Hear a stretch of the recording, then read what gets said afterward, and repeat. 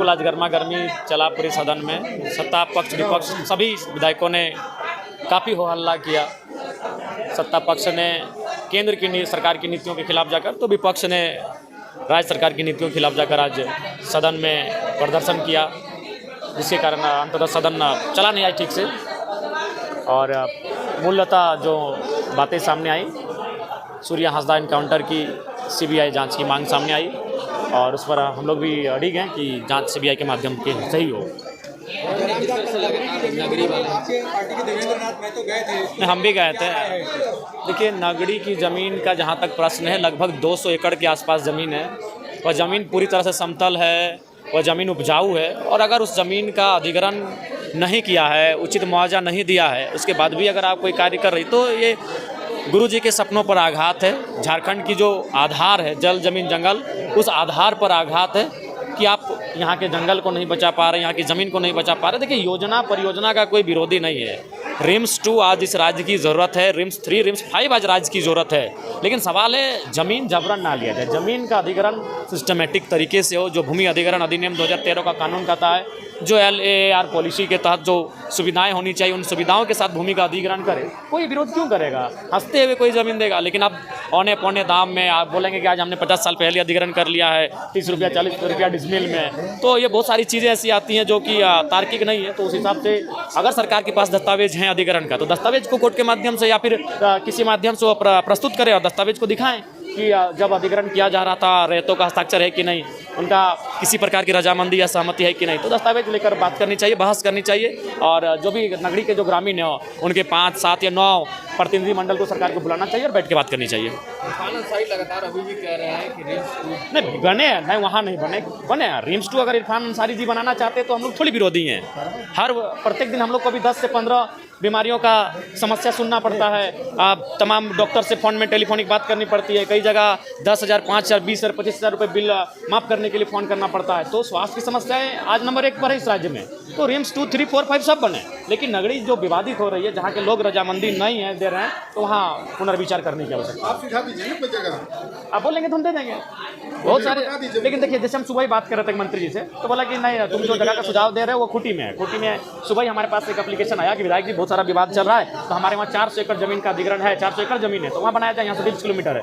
का नहीं, रिम्स 2 तो फिर राजधानी नहीं बनेगा। तो हमें लगता है कि अगर देखने जाए तो बहुत सारी ऐसी ज़मीनें पड़ी हैं जहाँ पर आप इस काम को कर सकते हैं। दादा 1932 का टी शर्ट पहन क्या है, काफ़ी लंबे समय के बाद जो 1932 की नहीं, विधानसभा में देखिए, इस बार हमको लगा कि बोलने का, देखिए सबसे पहला बात है कि आप जब सदन में आते हैं तो कई तरीके से आप अपनी आवाज़ को रखते हैं, या तो बोल के रखते हैं, या तो लिख के रखते हैं, या तो सांकेतिक रखते हैं, या तो शब्दों से रखते हैं। तो इस बार हमें लगा कि शायद इस बार बोलने का अवसर नहीं मिलेगा। सदन बाधित होने का संभावना पहले से था, और मात्र 2 दिन का सत्र बचा है, जिसमें एक दिन तो गैर सरकारी संकल्प चला जाएगा, एक दिन बचा है। तो एक दिन में हम स्थान नीति पे बहस करें, नियोजन नीति पे करें, विस्थापन नीति पे करें, कृषि नीति पे करें, या किस विषय पे बहस करें, वो मैंने कम समय बचा है। इसलिए मैंने कहा कि कभी कभी शब्दों से, कभी कभी लेखों से, कभी कभी लेखन से भी अपने संदेश को बताना चाहिए। इसलिए आज पूरे सदन में मैं 1932 खतियान ये टी शर्ट पहनकर था। 1932 को लेकर सरकार बिल्कुल स्थिर हो गया है। बिल कहाँ गया, राज्यपाल के पास गया? देखिए, सरकार हर मुद्दे पर स्थिर है। सरकार केवल अपना, सरकार के जितने भी अंग में बैठे लोग हैं वो अपने निजी स्वार्थ के लिए, अपने खानापूर्ति के लिए काम कर रहे हैं। वो किसी भी मुद्दे पर ना बात करना चाहते हैं, ना किसी भी मुद्दे पर बैठकर सॉर्ट आउट करना चाहते हैं, किसी भी मुद्दे पर बात नहीं करना चाहते हैं। सर्वदलीय बैठक बुलाई कि स्थानीय नीति कैसी हो, उसका प्रारूप क्या हो, उसका ड्राफ्टिंग क्या हो, कम से कम एक बैठक तो बुलाए, सबके रायशुमारी तो ली जाए कि हम लोग गंभीर हैं स्थानीय नीति को लेकर, हम लोग गंभीर हैं नियोजन नीति को लेकर, हम लोग गंभीर है विस्थापन को लेकर। अगर गंभीरता है तो सर्वदलीय बैठक बुलानी चाहिए और बातचीत करनी चाहिए, फिर आप कैबिनेट में ले जाइए, कैबिनेट में प्रस्ताव लेकर आइए, लेकिन एक बार चर्चा परिचर्चा सर्वदलीय होनी चाहिए। तो गंभीरता नहीं है। देखिए, अब राज्य सरकार तो बहुत ही अकड़ के है उसमें। राज्य सरकार उल्टा एक वरिष्ठ नेता उनको अपराधी बना रहे हैं। अरे भाई, अगर ऐसे अपराधी बोलने गए हैं मात्र केस हो जाने से, तो राज्य के तमाम आंदोलनकारियों को आप अपराधी की लिस्ट में लाके खड़ा कर देंगे, तो वो तो बचना चाह रही है, उल्टा हुआ उनको अपराधी घोषित करने में लगी हुई है। तो क्या लगता है सूर्या हांसदा के मामले पे, नगरी जमीन के मामले पे, या फिर 1932 के खतियान मामले, सरकार की नीयत क्या लगता है? देखिए, सरकार, देखिए माननीय मुख्यमंत्री अच्छे इंसान हैं, दिल के साफ हैं, लेकिन एज ए पॉलिटिशियन उनका विजन बिल्कुल भी नहीं है। आप कभी भी माननीय मुख्यमंत्री के पास जाइए, वह आप उनसे 5 मिनट तक का समय नहीं ले सकते हैं। कोई भी, आज मैं नाम नहीं लूँगा, बहुत सारे मंत्रियों से मैं मिला, बहुत सारे उनके सत्ता दल के विधायकों से मिला, वो बोले 4-5 लोगों से घिरे होते हैं, हमें अपनी बात रखने का अवसर तक नहीं मिल पाता है, ना वो सुन पा रहे हैं हमारी बात। सही बात है वो।